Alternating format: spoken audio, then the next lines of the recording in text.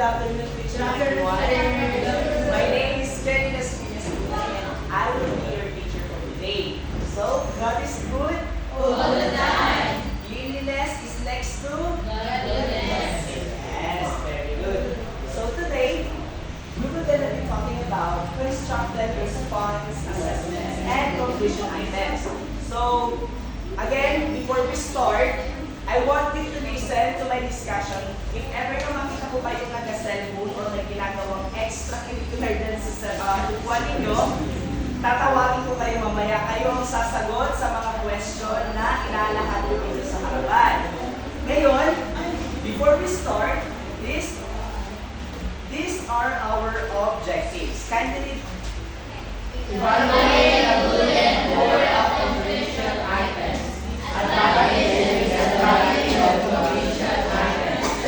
Okay, before we proceed to evaluation of the good and poor of completion items, we should learn first what is constructed response assessment. So when we talk about constructed response assessment, it is able to recall answers to direct questions. So dito sa completion items, it is the student to generate their own answer themselves. Parang kumbaga, yung student yung gagawa ng sagot. Unlike sa multiple choice and the binary, ang student ay magdedepend or magdedepend siya doon sa options na ibibigay ng teacher. While dito sa constructed response assessment, yung student yung mag-generate ng kanyang answer. Now, there are three types of completion items. Number one is the completion item. There are three types of constructed response assessment. Number one, completion items, short answer, and essay. So, what is completion items? When we talk about completion items, it is the most common. Huwag na natin ibasahin ito. Pag sinabi natin completion items, alam niyo yung fill in the blank? That is also known as completion items. Completion items also known as objectives because it is only one answer to the problem. Gets nyo? Yes. Now, let's proceed to our first objective, which is to evaluate the good and the poor of completion items. Now, nakita ko na yung sinong may ginagawa dyan, and you will answer this first question. But before that, I want you to read the instructions, class. Read. Put a G on the space next to the items you feel are good and an E next to the items you feel are poor. Okay.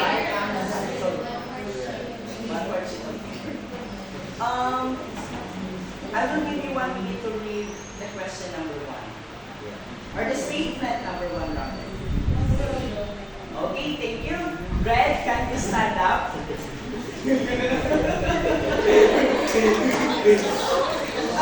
What do you think the answer in number 1? Good. Good? How did you derive your answer?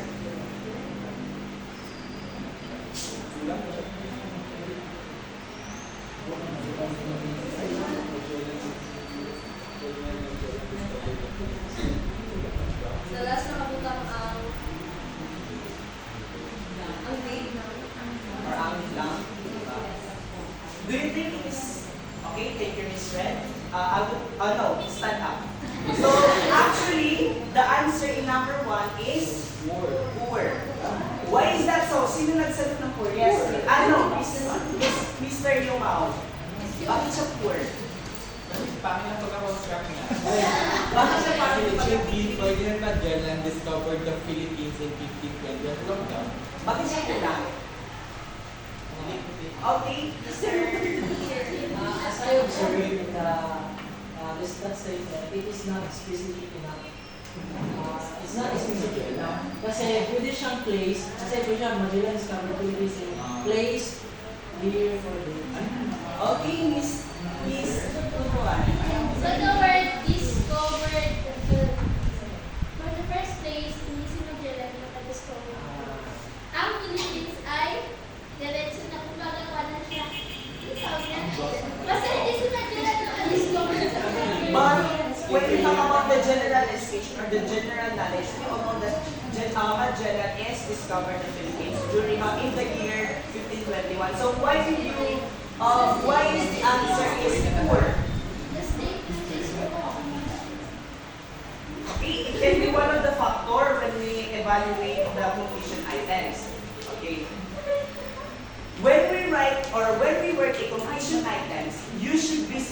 think on your words. Okay? Like for example, Magellan discovered Philippines in 1521. Ang mali dito is kulang yung pagka-construct sa kanya. Like for example, ang student. Magellan discovered Philippines in Earth. Di ba? Philippines, nasa loob siya ng Earth. Kaya kasi in the word in, it can be inside. There is multiple answer in this statement. Di ba? Kapag sinabi natin in, Magellan discovered Philippines, pwede rin ang sagot ay Earth. Kasi in Earth. Pero ang totoong, kasi maraming sagot siya dapat. Kasi sa pag-construct niya pa lang ng in, kasi meron na siyang multiple answers na doon pa lang sa in. Pwede siya matagpuan sa loob ng Asia, in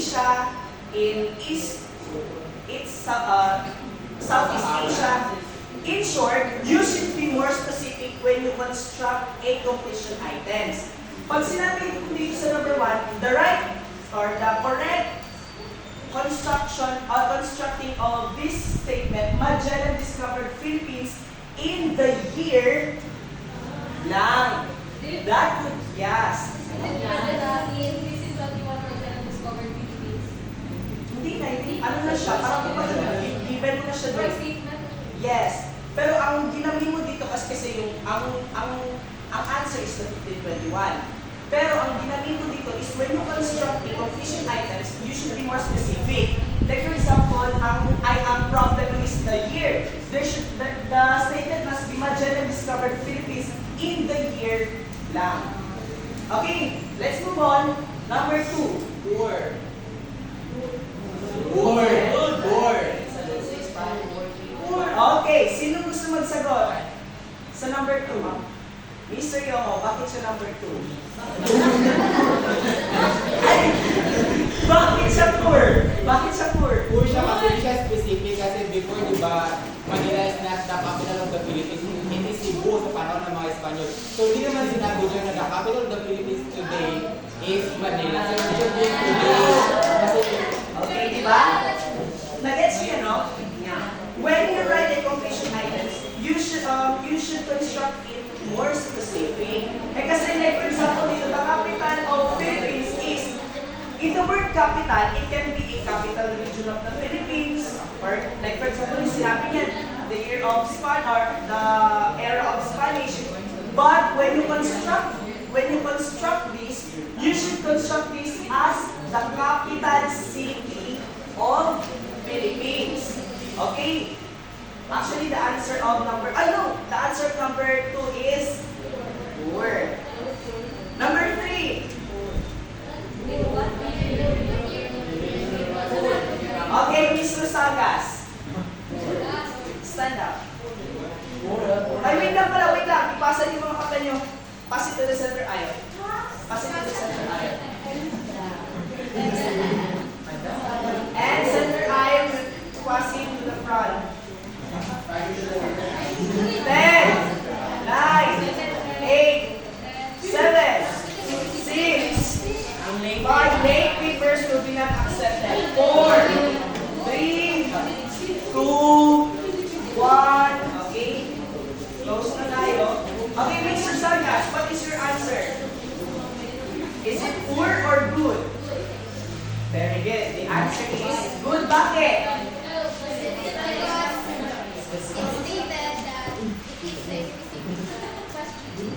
Specific question. So, anong specific word dyan na? Ang specific niya is yung year Very good. and the country. Okay, that is correct. And the name. Okay, thank you. Next, we have number 4.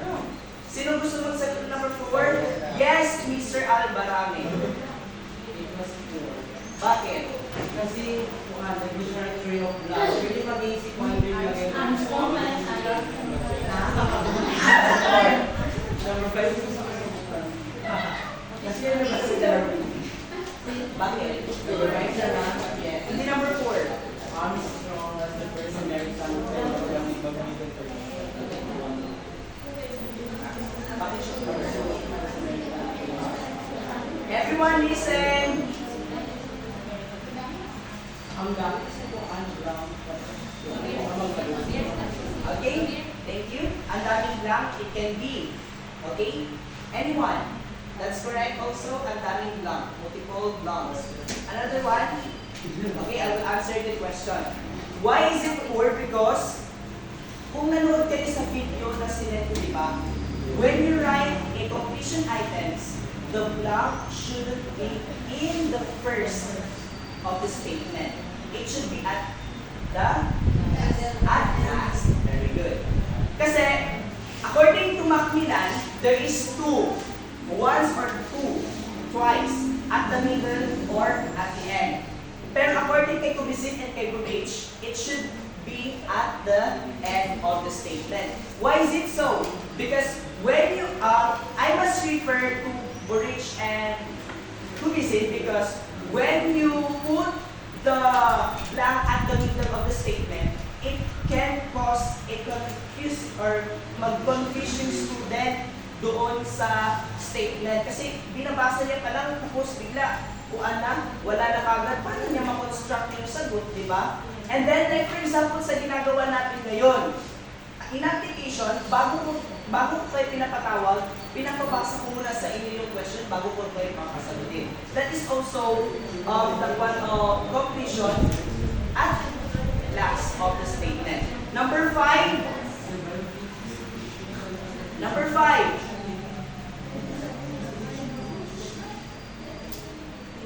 Yes, Miss Muhammad. Why? Oh, wait. Where did you derive or how did you derive your answer? Because usahin pa lang na the disciplinary theory of blank is based on the principle of blank. So, kung blank, sige tao, kasi blank, Okay, very good. Multiple blanks can lead to the student of confusion. Number 6. Yes, Miss Ate Saulien. Is it poor or good? Why? Where did you derive your answer or how did you come up with your answer? Multiple blank siya, and then nasa beginning ng blank. Okay, let's give her a cross. Actually, the answer in number 6 is poor because at the beginning and multiple blank siya. Now, we all know that the advantage and the disadvantage of completion items. The advantage of completion items is easy to construct. Easy to construct siya. Unlike sa multiple choice and binary because kapag sa multiple choice or binary, kailangan pa mag-isip ng options or choices. Dito sa completion, it is easy to construct kasi mag-blank ka lang doon. And then, is it good to use sentence verbatim? Why is it so? Yes, Miss Hers kasi ko yung una na no. Yes.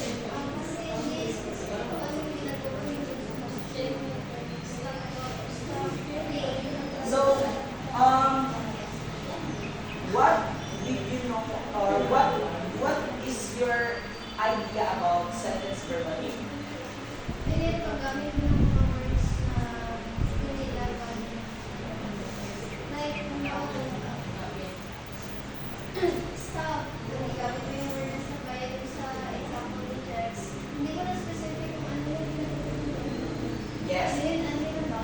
Very good. Like for example, in sentence verbatim, it is a sentence or it is a statement coming from the textbook. That is sentence verbatim. And now, ang example niya is yung question ni Jex kanina, yung what do plants need to grow? Diba there is multiple answers sa question na yan? Pwede siyang water, pwede siyang sunlight, pwede siyang carbon dioxide. Okay, next. Ang disadvantage ng completion items is if hindi siya well constructed, it can lead to the student or it can lead into confusion and also it can affect its reliability and validity.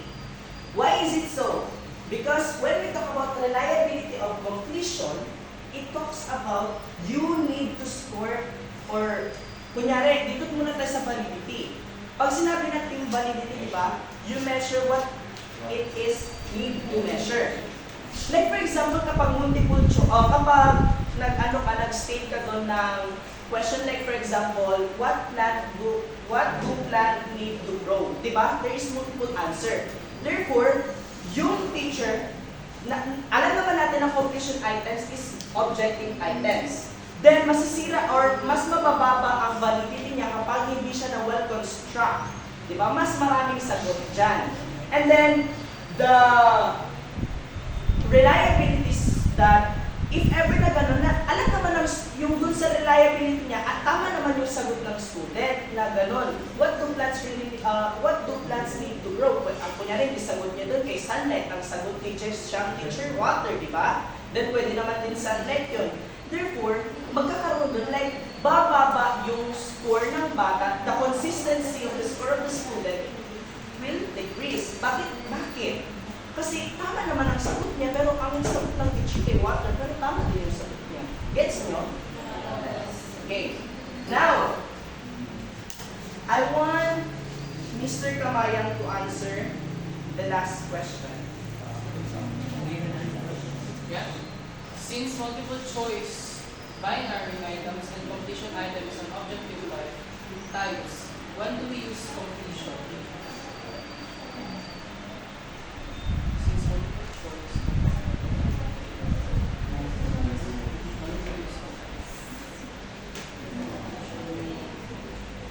For blank statements. I think same lang din, if we're going to use completion, I think it would be objective din kasi it's the same thing. You are going to complete a particular statement which would pertain na dapat tama yung sagot kasi you need to complete it. Yung mga completion statement. So for me, in my understanding, even though honestly speaking, I did not watch the video, it would be objective tapos. Kasi kung is-objective mo siya, what's the essence of the underlined statement kung paiba-iba, kung ibig sabihin pala, for putting an answer dyan, marami mo din nasagot. Therefore, wait, when do we use completion items?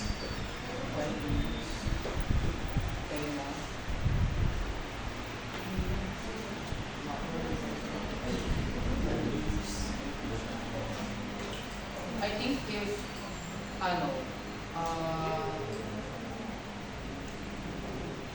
like in an activity where you are going to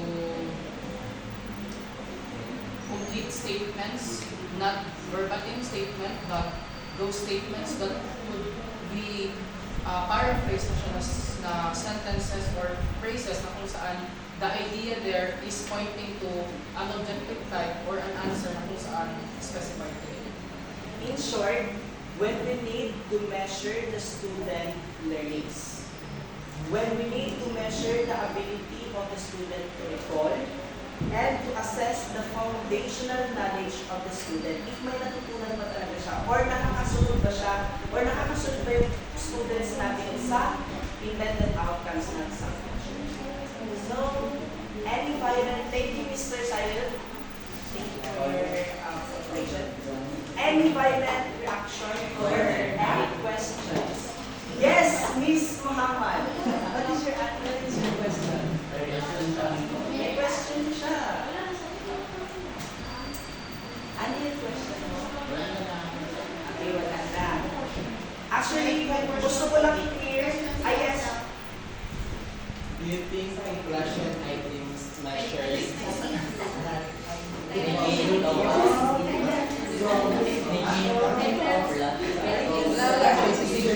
items, gano'n no?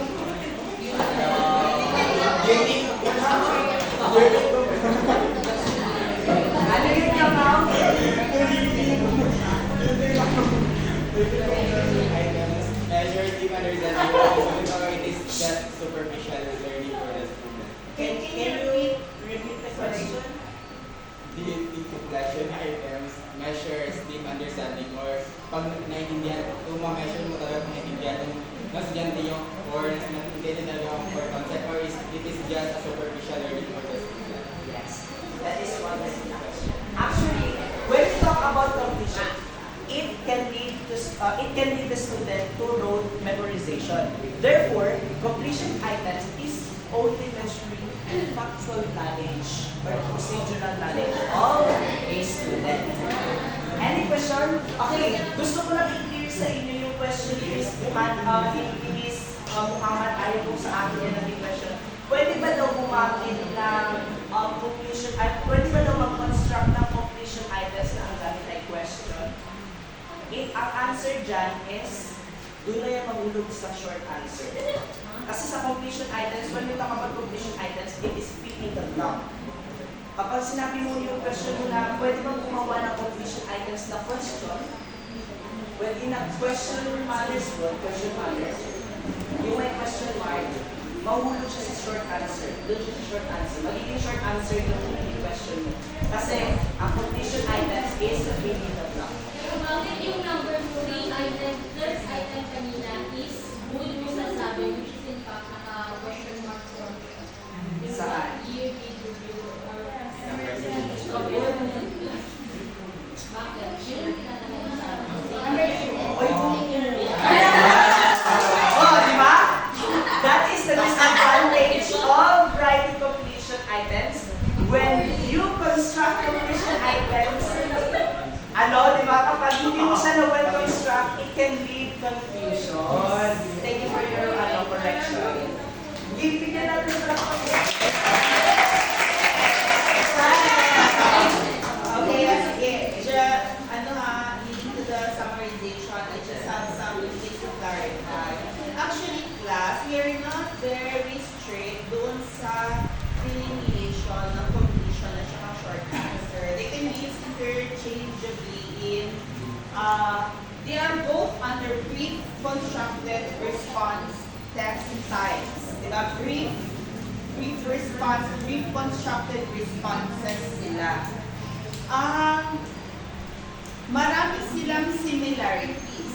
So that's what I want our teacher to, can you just point out the similarities between completion at saka short answer when it comes to, halimbawa, the guidelines. Guidelines, similarities sa guidelines. Wait, meron ako dito.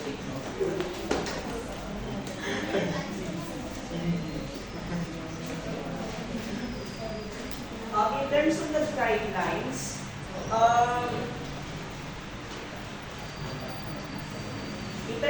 guidelines, ang similarity ng completion items and the short answer is ang number one na dyan,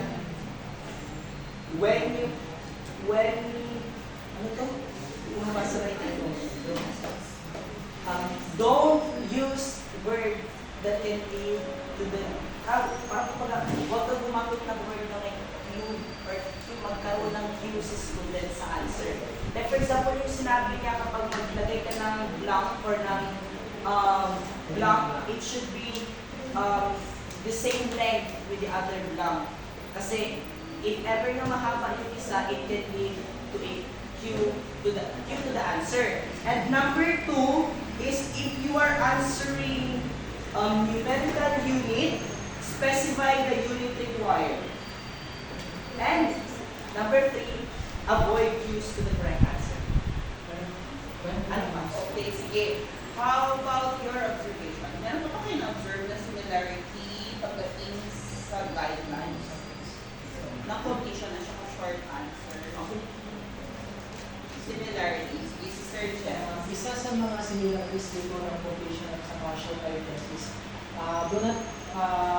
we should paraphrase questions from the textbook. So you should not verbatim yung mga verbatim na words like kung ano yung nasa textbook, yun lang din yung i-question mo sa question mo. So may clues yung students na kung ano yun. Okay, so we don't leave sentences, paragraphs out of the textbook. Ang pinaka-explanation natin doon, ganun din sa multiple choice. Diba? Although sa multiple choice kasi, hindi natin ililip yung correct answer from the book.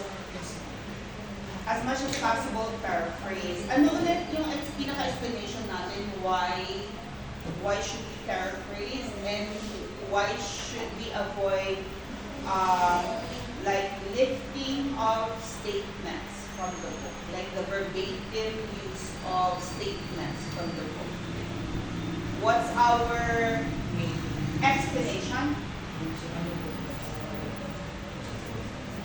The use of verbatim on the multiple choice item would lead to route memorization of the students. So pag binasa lang ng estudyante yung nasa textbook, na-memorize niya, tapos yun ang nilagay mo sa multiple choice responses, then route memorization ang ma-encourage, hindi yung critical thinking or yung comprehension na bagay.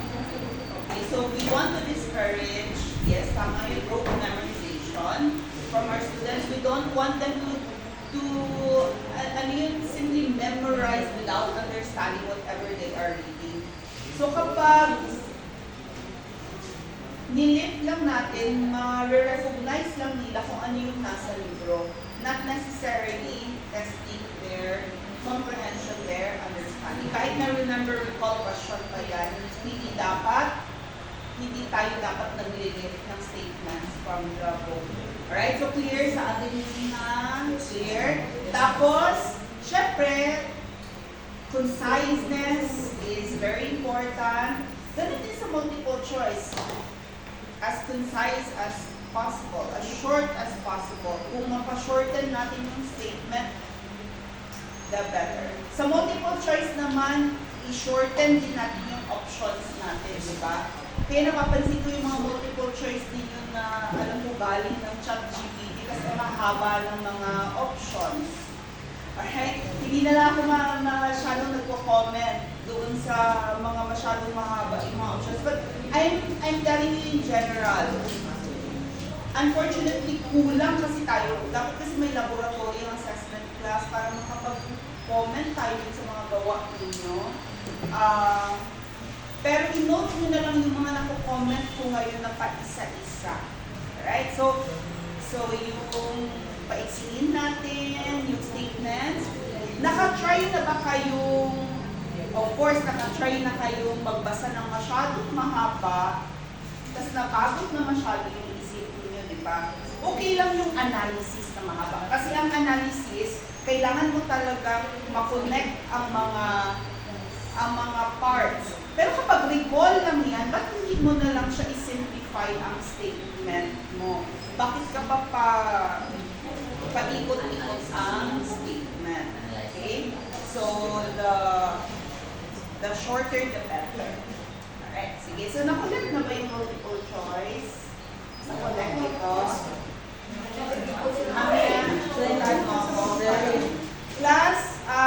Lastly, how can we improve that question? Ito ba? How can we improve this question? Kasi ang ina-expect ni Sir Kelly na sagot ay when do we use ang gusto niya pala, anong